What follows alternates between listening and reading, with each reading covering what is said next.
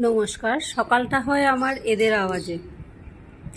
এই জায়গাটার মধ্যে এই পাশের রেস্টুরেন্টটা আছে, ওদের রান্নাটা করে। আর এদের সিলিংটার মধ্যে টিয়া থেকে তোতা থেকে পায়রা থেকে চড়াই থেকে সব রকমের পাখি এখানটার মধ্যে ভর্তি।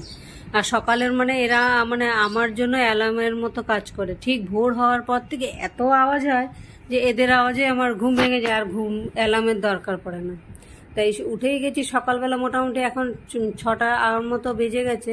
উঠে টুটে এখন ঘর দোয়া ঝাড়ু মোছা সমস্ত বাসি কাজকর্ম, সোফা টোফা সব ঝাড়া হয়ে গেছে। বাইরেটায় দেখুন কিরকম রোদ উঠে গেছে, এখন বাজে 8টা।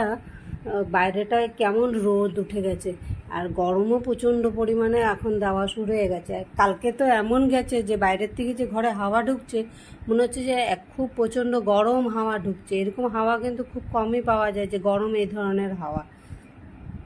যেহেতু আমি উপরে থাকি, ওই হাওয়াটা প্রচণ্ড পাই, কিন্তু এই ধরনের গরম লু চলার মতো হাওয়া খুব কম পাওয়া যায়। চলে আসলাম রান্নাঘরের দিকে। এখানের মধ্যে আজকে এঁচড় বানাবো। এঁচড়টা সেদিন কেটে টেটে সিদ্ধ করে রেখেছি, বানানো হচ্ছে না, তাই টিফিনে ওকে দিয়ে দেবো এঁচড়টাই। তাই এখানের মধ্যে মশলার মধ্যে টমেটো, পেঁয়াজ, রসুন, আদা আর 2 চামচে মগজ দিয়ে আগে পেস্ট বানিয়ে নিয়েছি। আর তেলের মধ্যে একটু জিরে আর একটু তেজপাতা দিয়ে এবার মশলাগুলো দিয়ে দেবো। এঁচড়ের মধ্যে না মশলাটা কম হলে এঁচড় খেতে একদম জঘন্য লাগে, একেবারেই ভালো লাগে না এঁচড় খেতে। তা দিয়ে অল্প কটা চিংড়ি মাছও ছিটিয়ে দিলাম। একবারেই বানাবো, কারণ দুপুরবেলা খাবার আর কেউ নেই, আমি একাই আছি। ও এখন টিফিন নিয়ে চলে যাবে, তারপর দুপুরবেলা আমি খাওয়া, তাই আর কিছু বানাবো না। এটা দিয়ে আমার দুপুরের হয়ে যাবে, সেই হিসাবেই রান্না করে নিয়েছি, যাতে দুপুরের আর রান্না ঝামেলা না থাকে। আমি অফিসে কাজকর্ম কিছু নিয়ে বসবো। একে একে সমস্ত মশলাগুলো যা যা থাকে সব মশলাই দিয়ে দিলাম। দিয়ে এবার গ্রাইন্ডারে বাটিটা ধুয়ে একটু জল দিয়ে মশলাটাকে কষিয়ে নেবো।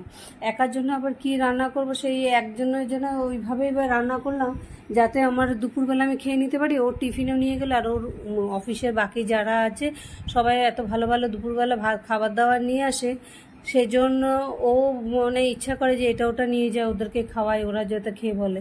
সেই জন্য ভাবলাম একসাথেই বানিয়ে ফেলি, ও নিয়ে যাক, আর বাকি যেটা থাকবে আমি দুপুরবেলা আমারও হয়ে যাবে। তাই আর কিছু রান্না করব না দুপুরে। সকালে জলখাবারটা ওই জন্য একবারেই করে নিলাম। দুপুরবেলা আমি আমার জন্য প্রেশারের মধ্যে 1 মুঠ ভাত বসিয়ে দেবো, হয়ে যাবে। আর একা থাকলে হাঁড়িতেও আমি সব ভাত বানাই না, সেই প্রেশারের মধ্যেই করে নেবো। লাস্টে একটু চিনি দিয়ে দিলাম। আর তরকারিটা একদম ঝোল করব না, শুকনো শুকনোই করবো, যাতে ওর টিফিন বক্সের থেকে পড়ে না যায়।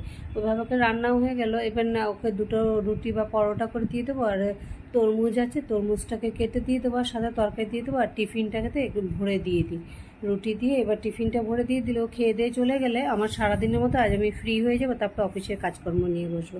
একদিকে চা, একদিকে টিফিন চলছে। আজকের মতো ব্লগটা যারা যারা এখানে দেখছে, ভালো লাগলে লাইক সাবস্ক্রাইব করে নিও। আর ব্লগটা কেমন লাগলো কমেন্টে অবশ্যই জানিও। আমার আসাম ব্লগের তরফ থেকে তোমাদের সবাইকে অনেক অনেক ধন্যবাদ।